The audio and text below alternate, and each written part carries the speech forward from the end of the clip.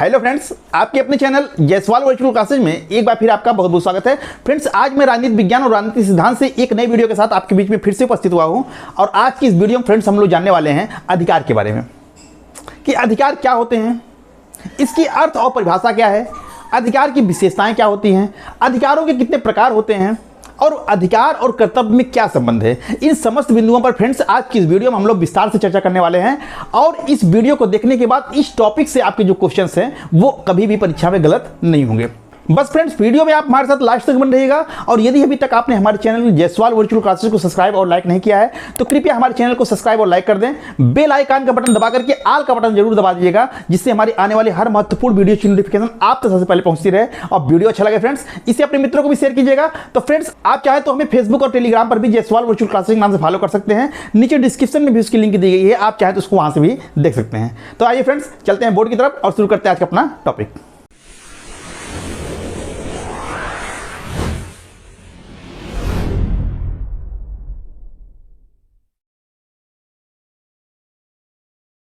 तो फ्रेंड्स, आज की इस वीडियो में हम लोग चर्चा करने वाले हैं अधिकार के बारे में। फ्रेंड्स, अधिकारों का प्रयोग जो है, इस शब्द का प्रयोग जो है, हम लोग रोज के कभी ना कभी अपने जीवन में करते ही रहते हैं। अधिकांशतः हम कहते रहते हैं कि हमारा अधिकार है, हमको मिलना चाहिए।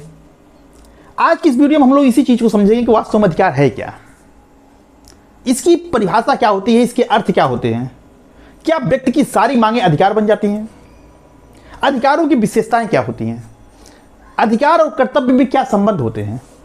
इन्हीं बिंदुओं पर आज की इस वीडियो में हम लोग चर्चा करेंगे। और इसके बाद अधिकारों के सिद्धांत एक टॉपिक रह जाएगा, जो कि बड़ा इंपॉर्टेंट टॉपिक है। क्योंकि ये वीडियो बड़ा ना हो, इसलिए इन चीज़ों को एक तरफ समेट दिया गया और अधिकारों के सिद्धांतों को अगले वीडियो में हम आपके सामने लेके आएंगे। हम लोग अगले वीडियो जब आएगा उसमें हम डिस्कस करेंगे कि अधिकारों का सिद्धांत क्या है। तो आज की इस वीडियो में हम लोग अधिकार के बारे में जानेंगे कि अधिकार क्या है, उसका अर्थ क्या है, उसकी परिभाषा क्या है, उसकी विशेषताएं क्या है, अधिकारों के प्रकार कितने होते हैं और अधिकार और कर्तव्य में क्या संबंध है।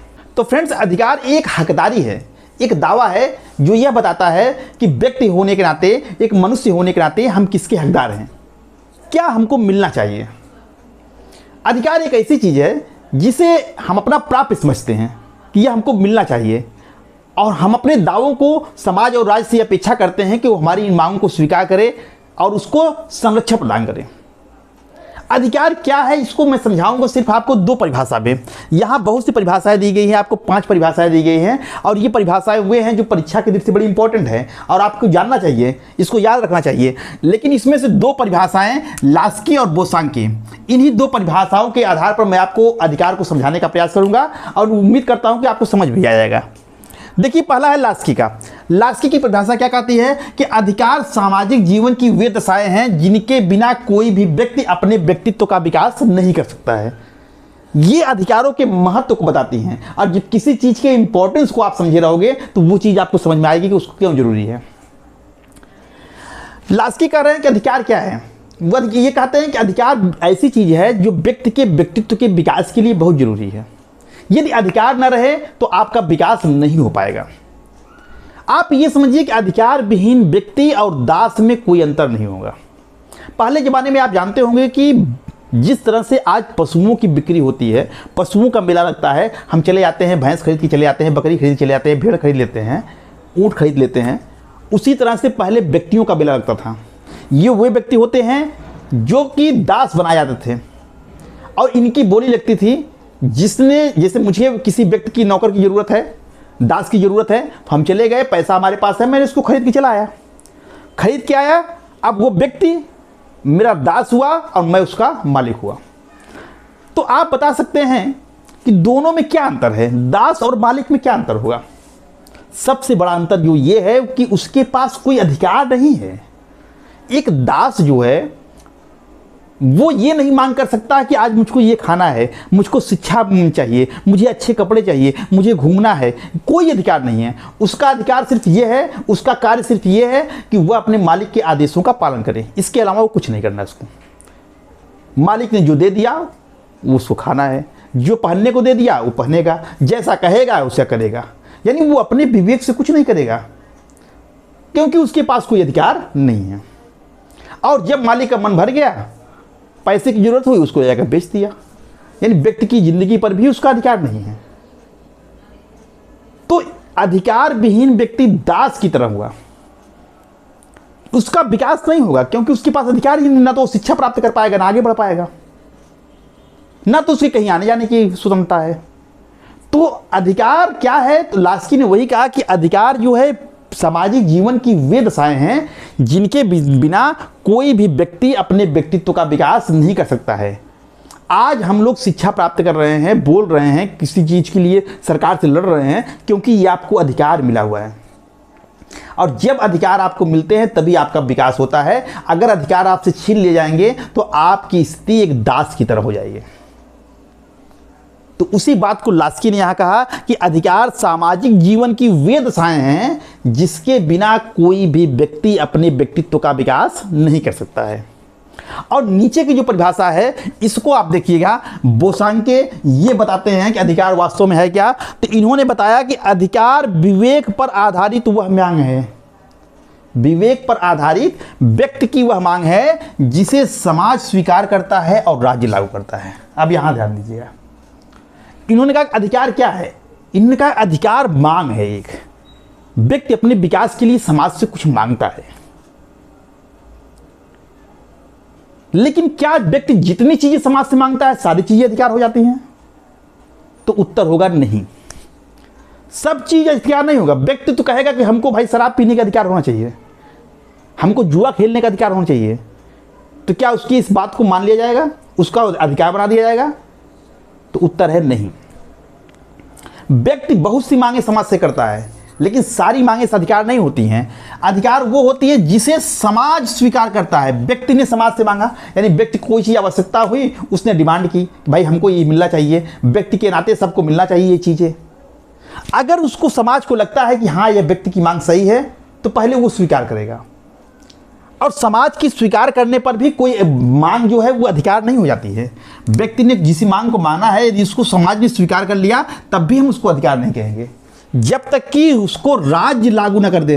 राज्य लागू न करने का मतलब राज्य का यदि उस मांग को संरक्षित न कर दे। संरक्षण करने का मतलब कि जब उसके उल्लंघन पर दंड मिलने लगे, राज्य ऐसी व्यवस्था कर दे कि हाँ इसको मैं संरक्षित कर रहा हूँ, व्यक्ति की मांग राज्य द्वारा आज से संरक्षित की जा रही है या इस मांग को राज्य लागू कर रहा है, तो इसका मतलब ये हुआ कि यदि उस व्यक्ति को उस अधिकार का कोई उल्लंघन करेगा तो उसको दंड मिलेगा। वो मांग अब मांग नहीं रही, राज्य द्वारा उसको लागू कर दिए जाने के बाद वो अधिकार बन गई, अब वो कानून के रूप में हो गई, और जो व्यक्ति उसका उल्लंघन करेगा उसको दंड मिलेगा। तो आप देखा कि अधिकार क्या है। तो अधिकार जो है, अधिकारों की उत्पत्ति कहां से होती है? पहले व्यक्ति मांगता है समाज से, उसको जरूरत पड़ती है कि हमको ये चीज चाहिए, आवश्यकता आविष्कार की जननी होती है। जिस व्यक्ति को लगा कि हाँ हमको स्वतंत्रता मिलनी चाहिए, बोलने की आज़ादी हमको मिलनी चाहिए, ये हमारा अधिकार है, और समाज को लगा कि हाँ व्यक्ति सही कह रहा है कि उसके बोलने की जो अधिकार है उसको मिलना चाहिए, वो अपनी बात को मर्यादापूर्वक ढंग से समाज के सामने रख सकता है, और इसी बात को समाज ने स्वीकार किया। और आगे चलकर के जब इसी बात को जो समाज ने स्वीकार किया उसको राज्य ने लागू कर दिया, यानी राज्य ने अपना संरक्षण प्रदान कर दिया व्यक्ति की उस मांग को, तो वो मांग बन गई अधिकार। इसीलिए बोसांके का यह परिभाषा बहुत इंपॉर्टेंट हो जाता है, बोसांके और लास्की दोनों का, कि बोसांके ने क्या कहा कि अधिकार विवेक पर आधारित वह मांग है जिसे समाज स्वीकार करता है और राज्य लागू करता है। मेन चीज है कि अधिकार तभी अधिकार होगा जब उसके उल्लंघन पर आपको दंड मिलेगा, यानी जब राज्य उसको लागू करेगा तभी कोई भी मांग, कोई भी रीति रिवाज हो, कोई परंपरा हो, तभी अधिकार कहलाएगी जब वो राज्य द्वारा लागू की जाएगी। अन्यथा चाहे समाज स्वीकार कर ले, चाहे व्यक्ति चिल्लाता रहे, वो मांग अधिकार के रूप में स्थापित नहीं होगी। ठीक है फ्रेंड्स, अब देखिए यहां तक तो आपने अधिकार समझ लिए। अब ग्रीन का परिभाषा है, हालैंड का है, लास्की का है, परीक्षाओं में पूछा है, इसको देखिएगा अच्छे से। अधिकार, ग्रीन कह रहे हैं कि अधिकार मनुष्य के आंतरिक विकास के लिए बाह्य परिस्थितियां हैं। इनका कहना क्या है कि अधिकार का संबंध किससे है? व्यक्ति के आंतरिक विकास से है, और उसके लिए बाह्य परिस्थितियां, यानी अधिकार क्या है कि अधिकार ऐसी परिस्थितियां हैं, यानी राज्य ऐसी परिस्थितियों का निर्माण करेगा जिससे व्यक्ति के व्यक्तित्व का विकास हो, उसमें कोई बाधा न हो। ग्रीन का एक स्टेटमेंट और देखेंगे कि राज्य का कार्य जो है वो बाधाओं को बाधित करना है। तो बाधाओं को बाधित करना मतलब कौन सी बाधाओं को? वही बाधाएं जो व्यक्ति के विकास में बाधा हो रही हैं, जो व्यक्ति के आंतरिक विकास में, उसके नैतिक विकास में बाधा उत्पन्न कर रही हैं, तो उसी बात को इन्होंने लिखा है ग्रीन ने कि अधिकार मनुष्य के आंतरिक विकास के लिए बाह्य परिस्थितियां हैं। ये फ्रेंड्स स्टेटमेंट है उनके, इसको आपको समझने जरूरी तो है, ये समझने के साथ साथ इसको इसी तरह से रटने की जरूरत है। ठीक है, हालैंड ने लिखा है कि एक व्यक्ति द्वारा अन्य व्यक्तियों के कार्यों को अपनी शक्ति से नहीं बल्कि समाज के बल पर प्रभावित करने की क्षमता को अधिकार कहते हैं। यानी व्यक्ति अपनी शक्ति से, अपनी ताकत के बल पर नहीं, यानी समाज के बल पर प्रभावित करेगा। समाज के बल पर क्यों कर रहा है? क्योंकि समाज ही इसको स्वीकार करता है कि हाँ यह व्यक्ति की मांग अधिकार है। तो अगर कोई इसका उल्लंघन करेगा तो समाज उसको दबाव डालेगा कि उसका पालन करवाने के लिए। लेकिन समाज के स्वीकार करने से ही मैंने बताया कि अधिकार नहीं हो जाएगा जब तक कि उसको राज्य लागू नहीं कर देगा। ठीक है, तो हालैंड ने क्या कहा कि एक व्यक्ति द्वारा अन्य व्यक्तियों के कार्यों को अपनी शक्ति से नहीं वरन समाज के बल पर प्रभावित करने की क्षमता को उसका हम क्या कहते हैं? अधिकार कहते हैं। और लास्की लिखते हैं यहाँ पर, देखिए लास्की की एक परिभाषा ये भी पूछी हुई है कि प्रत्येक राज्य अपने द्वारा प्रदत्त अधिकारों से क्या कहता है। यानी प्रत्येक राज्य कैसा राज्य है, वो किस तरह का है, जनतंत्र है, प्रजातंत्र है कि स्वेच्छाचारी है, वो उसका अगर पता लगाना है तो ये देखिए कि वहाँ पर व्यक्तियों को किस तरह से अधिकार मिले हुए हैं। उसी बात को उन्होंने लिखा है कि प्रत्येक राज्य अपने द्वारा प्रदत्त अधिकारों से आंका जाता है। बिना अधिकार के स्वतंत्रता का अस्तित्व संभव नहीं है। अगर अधिकार नहीं मिले हुए हैं तो स्वतंत्रता आपको समझ लो एक तरह से नहीं मिली हुई है। तो फ्रेंड्स ये अधिकार की प्रमुख परिभाषाएं हैं। अब हम लोग देखते हैं कि अधिकार की प्रमुख विशेषताएं कौन कौन सी हैं। विशेषताओं को देखने के बाद आपको अधिकार क्या है वो और ज़्यादा क्लियर हो जाएगा। तो फ्रेंड्स ये है अधिकार की विशेषताएं। अधिकार की पहली विशेषता है कि अधिकार व्यक्ति की एक विवेकपूर्ण मांग होती है। मैंने आपसे पहले बताया कि कोई भी चीज़ अधिकार तब होती है जब उसकी मांग व्यक्ति करता है। व्यक्ति को लगता है कि ये चीज़ हमको मिलनी चाहिए तो वो समाज और राज्य से मांग करता है। तो अधिकार क्या होता है? अधिकार व्यक्ति की एक विवेकपूर्ण मांग होती है, पहली चीज। ठीक है, दूसरा क्या है? वही बोसांके की परिभाषा ही इसकी विशेषता बन जाएगी, 2-3। ठीक है, दूसरा है कि अधिकार समाज द्वारा स्वीकृत और राज्य द्वारा संरक्षित होते हैं। हर अधिकार समाज के द्वारा मान्यता प्राप्त होता है और राज्य द्वारा उसको संरक्षण प्राप्त होता है। मैंने कहा कि समाज द्वारा स्वीकृत होना तो से ज़्यादा जरूरी जो है वो राज्य द्वारा संरक्षण होना चाहिए। क्योंकि यदि संरक्षण का मतलब, मैंने आपसे यही कहा कि संरक्षण का मतलब है कि उसके उल्लंघन पर यदि कोई व्यक्ति अधिकार का उल्लंघन करता है तो दंड मिलना चाहिए, कानूनी शक्ति उसके पीछे होनी चाहिए अधिकार की, तभी वो अधिकार कहलाएगा। और नहीं तो ऐसे अधिकार का कोई मतलब भी नहीं है जिसके उल्लंघन पर हमको दंड न मिले। और अगर अधिकारों के उल्लंघन पर दंड न मिले, अधिकार राज्य द्वारा संरक्षित न किया जाए तो हर व्यक्ति दूसरे व्यक्ति के अधिकारों का उल्लंघन करता रहे, फिर तो किसी के अधिकार सुरक्षित रहेंगे ही नहीं। इसलिए राज्य द्वारा संरक्षण अधिकारों का जरूरी है। तो दूसरी विशेषता क्या है अधिकार की? कि अधिकार समाज द्वारा स्वीकृत होते हैं और राज्य द्वारा ये संरक्षित होते हैं। ठीक है, अधिकार की जो तीसरी विशेषता है कि अधिकार में सार्वजनिक हित छिपा होता है। अधिकार व्यक्ति की कोई भी मांग अगर वो व्यक्तिगत है तो उसको समाज स्वीकार नहीं करेगा, क्योंकि वो उसको अधिकार के रूप में उल्लिखित नहीं किया जाएगा। अगर किसी भी मांग को मानने से समाज का हित नहीं होता, समाज का हित मतलब सभी अधिकांश लोगों का कल्याण हो, समाज के अधिकांश व्यक्तियों का कल्याण हो, तो उस अधिकार को अधिकार हम नहीं कहेंगे। क्योंकि अगर व्यक्ति ये मांग कर रहा है कि भाई हमको जो है जुआ खेलने की याद मिलनी चाहिए, तो क्या उसकी इस मांग से समाज का हित हो रहा है? तो आपको उत्तर कहेगा नहीं, क्योंकि समाज का हित इसमें नहीं है। यदि सब लोग जुआ खेलने रहेंगे सार्वजनिक रूप से तो इससे जो और लोग जो है इसको देख करके प्रभावित होंगे और परिणाम चले ये होगा कि समाज में अराजकता फैल जाएगी, लोग जुआरी हो जाएंगे, तो इससे समाज का नुकसान है। तो व्यक्ति की इस मांग को हम अधिकार नहीं कह सकते हैं। ठीक है, तो अधिकार क्या होते हैं? अधिकार जितने भी होते हैं वो एक व्यक्ति के लिए नहीं होते हैं, वो पूरे समाज के लिए होते हैं और उनका उद्देश्य क्या होता है? समाज का हित होता है। तो अधिकार में सार्वजनिक हित छिपा होता है, यानी अधिकार का उद्देश्य क्या होता है? लोगों की भलाई करना, समाज की भलाई करना। चौथा है कि अधिकार की प्रकृति सामाजिक होती है। प्रकृति सामाजिक का मतलब उसी बात को केवल कहने का तरीका बदल गया है।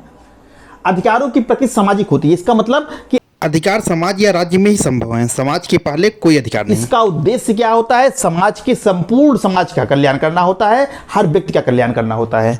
उसी बात को लिखा गया है कि अधिकार की प्रकृति जो है वो सामाजिक होती है और इसका उद्देश्य व्यक्ति और समाज दोनों का कल्याण करना होता है। ठीक है फ्रेंड्स, अगली विशेषता है कि अधिकार निरपेक्ष या सीमित नहीं हो सकते। माने अधिकार ऐसा नहीं है कि वो असीमित रूप से मिल जाए या उसके ऊपर कोई प्रतिबंध ना हो। अधिकारों पर प्रतिबंध लगाया जा सकता है अगर वो देश की एकता और अखंडता के लिए खतरा उत्पन्न होंगे, अधिकार व्यक्ति के देश के विकास में वो बाधा उत्पन्न करेंगे, तो उनके ऊपर कुछ प्रतिबंध लगाए जा सकते हैं। ऐसा नहीं कि अधिकार असीमित होते हैं या निरपेक्ष होते हैं, उन पर कोई प्रतिबंध नहीं लग सकता है। तो अधिकारों की विशेषता होती है कि अधिकार निरपेक्ष और असीमित नहीं होते हैं। ठीक है, इनके ऊपर जरूरत पड़ने पर देश की एकता और अखंडता के लिए खतरा उत्पन्न होंगे तो इनके ऊपर प्रतिबंध भी लगाया जा सकता है, इनको सीमित भी किया जा सकता है। अगली विशेषता है कि अधिकार सकारात्मक और नकारात्मक दोनों प्रकार के होते हैं। देखिए इसको, सकारात्मक और नकारात्मक अधिकार। नकारात्मक अधिकार क्या है, सकारात्मक अधिकार क्या है? विशेषता में आपसे कहा गया कि अधिकार जो है सकारात्मक भी होते हैं और नकारात्मक भी, दोनों हो सकते हैं। व्यक्ति के जिन अधिकारों पर राज्य द्वारा कोई भी प्रतिबंध नहीं होता है, यानी प्रतिबंध यदि राज्य का नहीं है उस पर, व्यक्ति के जिन अधिकारों पर राज्य द्वारा प्रतिबंध नहीं लगाया जाता है, कोई भी प्रतिबंध नहीं लगाया जाता है, उसे हम कहते हैं नकारात्मक अधिकार। और इसी का उल्टा कर देंगे कि ऐसे अधिकार जिस पर राज्य द्वारा व्यक्ति प्रतिबंध लगाया जा सकता है उसे हम कहेंगे सकारात्मक अधिकार। यानी व्यक्ति के वे अधिकार जिस पर राज्य का नियंत्रण नहीं होता है, राज्य द्वारा उस पर कोई प्रतिबंध नहीं लगाए जाते हैं, उसे हम कहते हैं नकारात्मक अधिकार। और सकारात्मक अधिकार वे अधिकार होते हैं जो व्यक्ति के आत्म विकास के लिए राज्य की ओर से उसको दिए जाते हैं। व्यक्ति का विकास हो, उसके व्यक्तित्व का विकास हो, उसके लिए राज्य जो उनको विशेष प्रकार की सुविधाएं देता है उसे हम कहते हैं सकारात्मक अधिकार। और जब सकारात्मक अधिकार की बात हो, इसका मतलब उन अधिकारों के ऊपर प्रतिबंध भी लगाया जा सकता है। इसको आप जानिए, यहाँ प्रतिबंध लग सकता है और यहाँ प्रतिबंध नहीं लगेगा। ठीक है, ये खुले रहेंगे। जैसे विचार अभिव्यक्ति की स्वतंत्रता, विचार अभिव्यक्ति की स्वतंत्रता पर राज्य द्वारा कोई रोक नहीं लगाई जाती। यानी उसका मानना है कि हर व्यक्ति को अपनी बात को कहने का अधिकार है, कहने का अधिकार, विचार मतलब बोलने की उसकी स्वतंत्रता है उसको। अब बोलने का मतलब ये नहीं कि आप किसी को गाली दोगे, ये नहीं, गरिमापूर्ण ढंग से, मर्यादित ढंग से अपनी बात को कहने का आपको अधिकार है और राज्य इस पर रोक नहीं लगाता है। तो जब राज्य रोक नहीं लगाता है तो वो नकारात्मक अधिकार में आते हैं। लेकिन यदि ये कहा जाए कि व्यक्ति के विचार शक्ति को बढ़ाने के लिए सार्वजनिक शिक्षा की व्यवस्था राज्य को करना चाहिए, यानी व्यक्ति तर्कशील बने, इसके लिए उसको शिक्षित होना चाहिए और राज्य को चाहिए कि शिक्षा की व्यवस्था करे, तो अब राज्य जो शिक्षा की व्यवस्था कर रहा है वो सकारात्मक में जाएगा। यानी व्यक्ति को विवेकशील बनाने के लिए राज्य शिक्षा की व्यवस्था कर रहा है। मैंने कहा सकारात्मक अधिकार वे अधिकार होते हैं जो व्यक्ति के आत्म विकास में सहायक होते हैं। तो व्यक्ति के विकास में शिक्षा जो है उसके विकास में सहायक है, तो शिक्षा का अधिकार जो है वो सकारात्मक अधिकार होगा। लेकिन व्यक्ति के जो नकारात्मक, मैंने कहा कि विचार अभिव्यक्ति की स्वतंत्रता, अब विचार अभिव्यक्ति की स्वतंत्रता पर राज्य का नियंत्रण नहीं है। विचार अभिव्यक्ति की स्वतंत्रता, व्यक्ति क्या विचार देगा क्या नहीं देगा इस पर राज्य नियंत्रित नहीं कर सकता है, इसको राज्य निर्धारित नहीं करेगा कि हमको क्या बोलना है क्या नहीं बोलना है। तो यह हमारा नकारात्मक अधिकार होगा। शिक्षा का अधिकार यह हमारा सकारात्मक अधिकार होगा। और आप एक लाइन में समझिएगा कि व्यक्ति के जिन अधिकारों पर राज्य का कोई नियंत्रण नहीं होता है वो नकारात्मक अधिकार होते हैं और सकारात्मक अधिकार नियंत्रण की मांग करते हैं। यानी व्यक्ति के विकास के लिए राज्य जो है जो सुविधाएं देता है व्यक्ति को उसे हम कहते हैं सकारात्मक अधिकार, और सकारात्मक अधिकार के ऊपर व्यक्ति का राज्य का नियंत्रण होता है, राज्य का नियंत्रण उस पर कर सकता है। ठीक है फ्रेंड्स, तो फ्रेंड्स ये थी अधिकारों की विशेषताएं।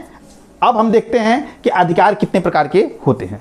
तो फ्रेंड्स देखिए, ये है अधिकारों का वर्गीकरण या अधिकारों के प्रकार। इसके पहले हम लोगों ने अधिकारों की विशेषताएं पढ़ा, उसमें लास्ट पॉइंट जो हम लोगों ने पढ़ा था कि अधिकार सकारात्मक और नकारात्मक दोनों होते हैं, उसमें एक पॉइंट छूट गया था, अभी ध्यान आया, मैं आपको बता दूं कि अधिकार सकारात्मक और नकारात्मक दोनों होते हैं। तो देखिए फ्रेंड्स, इसको आपको समझा दिया गया। अब आपको ये बता रहा हूं कि जो व्यक्तिवादी होते हैं या जो पूंजीवादी राज्य के समर्थक होते हैं वो जो है वो नकारात्मक अधिकारों की बात करते हैं। जो समाजवादी होते हैं वो सकारात्मक अधिकारों की बात करते हैं, और जो लोक कल्याणकारी राज्य के समर्थक होते हैं वो सकारात्मक और नकारात्मक दोनों अधिकारों की बात करते हैं। यानी व्यक्तिवादी नकारात्मक अधिकार की बात करेगा कि व्यक्ति के ऊपर किसी प्रकार का नियंत्रण नहीं होना चाहिए राज्य का। समाजवादी वो सकारात्मक अधिकारों की बात करेगा कि आवश्यकता पड़ने पर व्यक्ति के ऊपर नियंत्रण लगाया जा सकता है। और लोक कल्याणकारी राज्य जो है वो सकारात्मक और नकारात्मक दोनों प्रकार के अधिकारों की बात करता है। ठीक है फ्रेंड्स, अब देखिए अधिकारों का प्रकार या अधिकारों का वर्गीकरण। तो तो अधिकारों को दो भागों में बांटा गया है। दो अधिकार दो प्रकार के होते हैं, एक नैतिक अधिकार और दूसरा कानूनी अधिकार। नैतिक अधिकार हम उस अधिकार को कहते हैं जिसके उल्लंघन करने पर हमको कोई दंड नहीं मिलता। हमको उल्लंघन करने पर दंड नहीं मिलता है, ऐसे अधिकार जिसके उल्लंघन करने पर हमें कोई दंड न मिले उसे हम नैतिक अधिकार कहते हैं। ये हमारी नैतिकता के ऊपर डिपेंड करता है कि हम इस अधिकारों का पालन करें या न करें। ये व्यक्ति की अंतरात्मा और नैतिकता से संबंधित होता है अधिकार। इसके पीछे समाज की शक्ति होती है लेकिन राज्य की शक्ति नहीं होती है।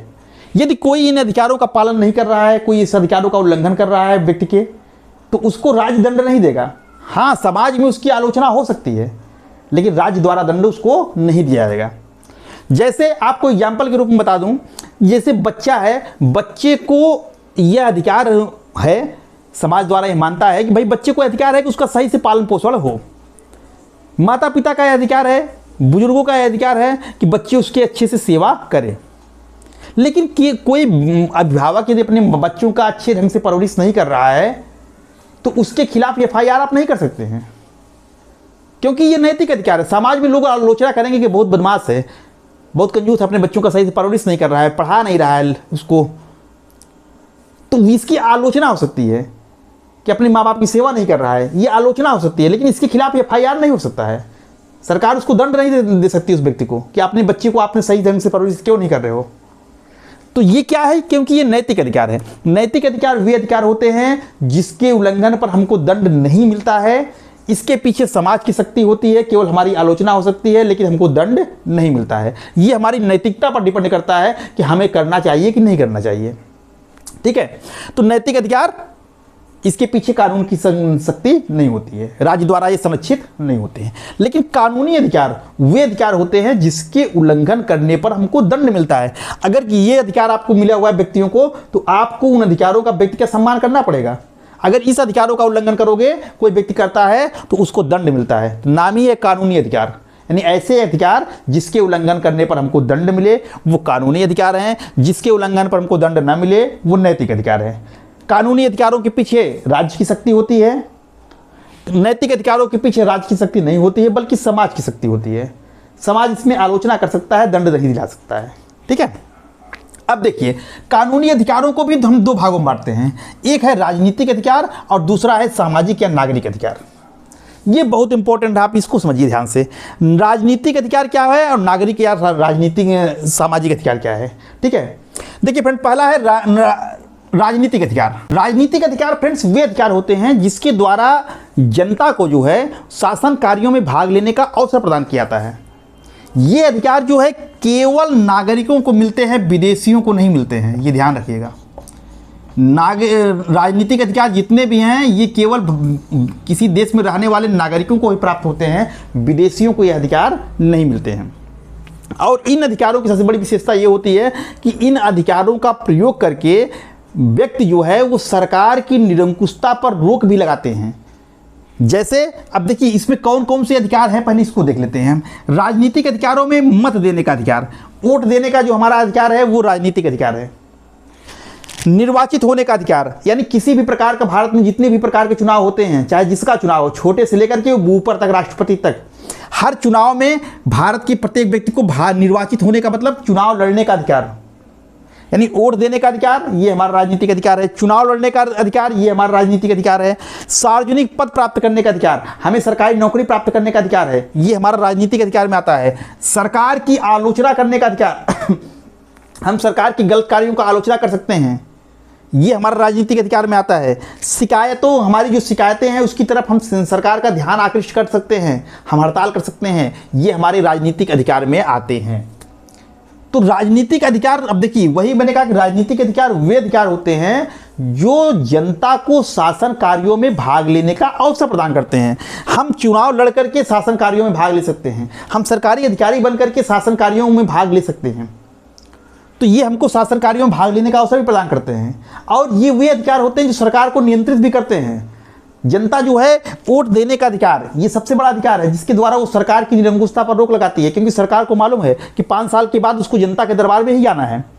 और यदि कोई ऐसा गलत कार्य करती है, कोई ऐसा जन विरोधी कार्य करती है, तो उसका परिणाम उसको 5 साल के बाद चुनाव में भोगना पड़ेगा। तो सरकारों को जनता बदल देती है, किस ताकत के बल पर? मत देने की ताकत के बल पर। और ये मत देने का अधिकार कौन सा अधिकार है? ये राजनीतिक अधिकार है। हम सरकार की आलोचना करते हैं, विरोध करते हैं सरकार का, ये हमारा राजनीतिक अधिकार है। तो विरोध करने का अधिकार, सरकार की आलोचना करने का अधिकार, इससे कोई छीन नहीं सकता है। आप सरकार के खिलाफ नारेबाजी करते हो लेकिन सरकार रोक नहीं सकती है, क्योंकि लोकतंत्र में आपका अधिकार है। लेकिन निरंकुश तंत्र में आप ऐसा नहीं कर सकते हैं। वहाँ राजनीतिक अधिकार आपको ये नहीं मिला होगा कि आप जो है राजा का विरोध करिए, वहाँ तो आपको ऊपर से काट देंगे, छोटे हो जाओगे आप। तो इसलिए ये जो राजनीतिक अधिकार है ये हमको शासन में भाग लेने का अवसर भी प्रदान करते हैं, ये सरकार की निरंकुशता पर रोक लगाते हैं, और सबसे बड़ी चीज़ ये किसी देश के नागरिकों को ही मिलते हैं। विदेशी व्यक्ति भारत में आकर वोट नहीं देगा, वो यहाँ चुनाव नहीं लड़ सकता है, ये नागरिकों को ही प्राप्त होते हैं। दूसरा है नागरिक या सामाजिक अधिकार। चाहे इसको कहो सामाजिक अधिकार, चाहे कहो नागरिक अधिकार।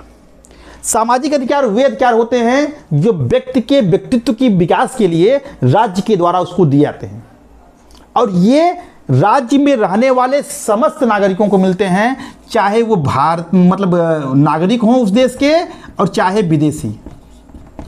यानी नागरिकों और विदेशियों सभी को यह अधिकार मिले होते हैं। और यही अधिकार, देखिए फ्रेंड्स, आप जब नागरिकता पढ़ोगे कि नागरिक कौन होता है, तो नागरिक में वही होता है कि नागरिक वह व्यक्ति होता है जिसको सामाजिक और राजनीतिक दोनों अधिकार मिले होते हैं। जिसको राजनीतिक अधिकार मिला होता है और सामाजिक अधिकार मिला होता है वही नागरिक होता है। विदेशी वह होता है जिसे केवल सामाजिक अधिकार मिले होते हैं, राजनीतिक अधिकार नहीं मिले होते हैं। तो वही बात यहां लिखा गया है कि राजनीतिक अधिकार नागरिकों को केवल मिलते हैं, और सामाजिक अधिकार नागरिक और विदेशी दोनों को मिलते हैं। सामाजिक अधिकार में कौन कौन से अधिकार आएंगे? जीवन का अधिकार, यानी प्रत्येक व्यक्ति को जीवित रहने का अधिकार है, चाहे विदेशी भी रहे भारत में आकर के तो उसको भी जीवित रहने का अधिकार है, ये उसका सामाजिक अधिकार है, और इसको राज्य जो है या कोई व्यक्ति जो है उससे छीन नहीं सकता है। और ये अधिकार जो है वो राज्य द्वारा मान्य होते हैं, राज्य द्वारा उनको संरक्षण दिया जाता है। यानी कोई विदेशी व्यक्ति भारत में घूमने आया है, वो भारत में रह रहा है, अभी मान लीजिए आकर के घूमने के लिए आया हुआ है, तो आप उसकी हत्या नहीं कर सकते हैं कि वो विदेशी है। उसको जीवित रहने का अधिकार है, और ये कानूनी अधिकार है, और उसका सामाजिक अधिकार है, ये विदेशियों को भी मिला हुआ है। उसके जीवन को आप छीन नहीं सकते। ऐसा करते हैं तो आप इसके अधिकार का उल्लंघन करते हैं और आपको दंड मिलेगा। तो जीवन का अधिकार ये सामाजिक अधिकार है। स्वतंत्रता का अधिकार, धार्मिक स्वतंत्रता का अधिकार, संपत्ति रखने का अधिकार, काम करने का अधिकार, समानता का अधिकार, हमके घूमने का अधिकार, कहीं निवास करने का अधिकार, सभा सम्मेलन करने का अधिकार, ये हमारा क्या है? ये हमारे सामाजिक नागरिक अधिकार में आते हैं। तो कहने का मतलब ये जो 5 अधिकार है आप इसको ध्यान से देखिए, इनको छोड़ करके लगभग सभी अधिकार आपके सामाजिक या नागरिक अधिकार में चले जाते हैं। आपको याद इनको रखना है, 5 को, ये बहुत इंपॉर्टेंट है। और अक्सर यही पूछता है कि कौन सा राजनीतिक अधिकार हमारा नहीं है या कौन सा राजनीतिक अधिकार है। तो आप समझ गए होंगे, राजनीतिक अधिकार वे अधिकार होते हैं जिसके जो व्यक्तियों को शासन कार्यों में भाग लेने का अवसर प्रदान करते हैं, जो केवल भारतीय नागरिकों को, या सॉरी भारत की बात कर रहा हूं तो भारतीय नागरिक, या विदेश की बात करोगे तो केवल नागरिक हो। यानी कोई भी देश राजनीतिक अधिकार केवल अपने नागरिकों को देता है, विदेशियों को नहीं। नागरिक और सामाजिक अधिकार नागरिक और विदेशी दोनों को मिले होते हैं। ठीक है फ्रेंड्स, और देखिए यहाँ एक लिका की परिभाषा लिखी गई है, ये कानूनी अधिकार के विषय में ही लिखा है इन्होंने कि कानूनी अधिकार राज्य की सर्वोच्च सत्ता द्वारा स्वीकृत एवं रक्षित होते हैं। वे सुविधाएं हैं जिनका उपयोग एक नागरिक दूसरे नागरिक के ऊपर करता है। यानी ये क्या कह रहे हैं? वही कह रहे हैं कि कानूनी अधिकार वे अधिकार होते हैं जिसके उल्लंघन पर हमको दंड मिलता है। ठीक है, कानूनी अधिकार राज्य की सर्वोच्च सत्ता द्वारा स्वीकृत एवं रक्षित होते हैं, यानी अगर उसका कोई उल्लंघन करेगा तो उसको दंड मिलेगा। तो ये परिभाषा है, इसको देख लीजिएगा। तो फ्रेंड्स ये थे अधिकार के प्रकार।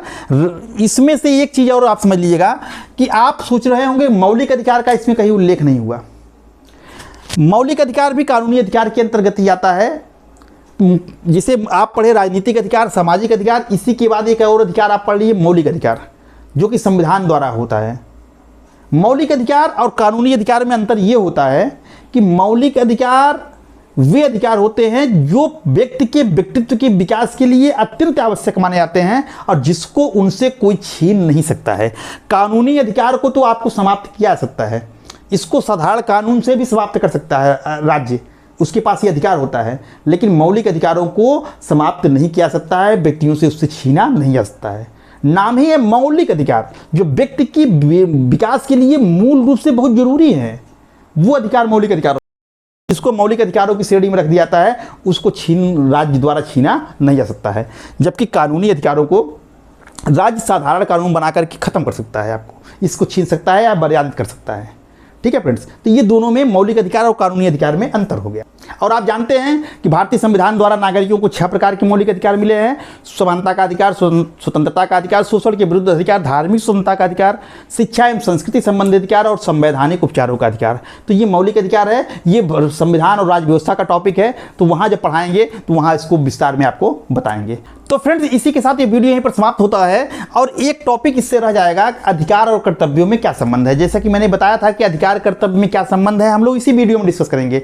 लेकिन चूंकि वीडियो लंबा ना हो, इसका ध्यान रखते हुए, और ये भी मैं सोच रहा हूं कि कर्तव्य क्या होते हैं ये भी आपको बता दूं, कर्तव्य कितने प्रकार के होते हैं ये भी बता दूं। इसके बाद आपको अधिकार और कर्तव्य में क्या संबंध है तब बताऊं मैं आपको। इसीलिए अधिकार और कर्तव्य में क्या संबंध है, इसको हम लोग अगले वीडियो में, जो कि इस वीडियो का नाम रहेगा कर्तव्य, जिसमें हम लोग कर्तव्य के बारे में जानेंगे, कर्तव्य क्या होता है, कर्तव्य कितने प्रकार का क्या होता है ये जानेंगे। इसके बाद अधिकार और कर्तव्य के में क्या संबंध होते हैं इसको जान लेंगे। छोटा सा वीडियो है, उसमें हम लोग इसको, इन समस्त बिंदुओं को चर्चा कर लेंगे। फ्रेंड्स, आज की इस वीडियो को में जो चीज़ें आपने पढ़ी, मैं उम्मीद करता हूं कि उस चीज़ें आपको समझ में आ गई होंगी। आपको समझ में आ गया होगा कि अधिकार क्या होते हैं, आपको समझ में आ गया होगा अधिकारों की विशेषताएं क्या होती हैं और अधिकार कितने प्रकार के होते हैं ये समझ में आ गया होगा। जब भी आप इस वीडियो को देख करके परीक्षा में जाएंगे तो आपको मुझे उम्मीद है कि इस टॉपिक से आपके कोई भी प्रश्न गलत नहीं होंगे, क्योंकि बेसिक कॉन्सेप्ट आपका क्लियर हो गया है। फ्रेंड्स, वीडियो को शेयर कीजिएगा, लाइक कीजिएगा, वीडियो को अपने मित्रों को इस चैनल के बारे में अधिक से अधिक बताइएगा। कोई समस्या है तो कमेंट करके आप हमसे पूछ सकते हैं। यह प्रयास रहेगा कि आपकी समस्याओं का यथासंभव मैं निदान कर सकूं। मिलते हैं फ्रेंड्स एक नए वीडियो के साथ, तब तक के लिए आपका दिन शुभ हो। धन्यवाद।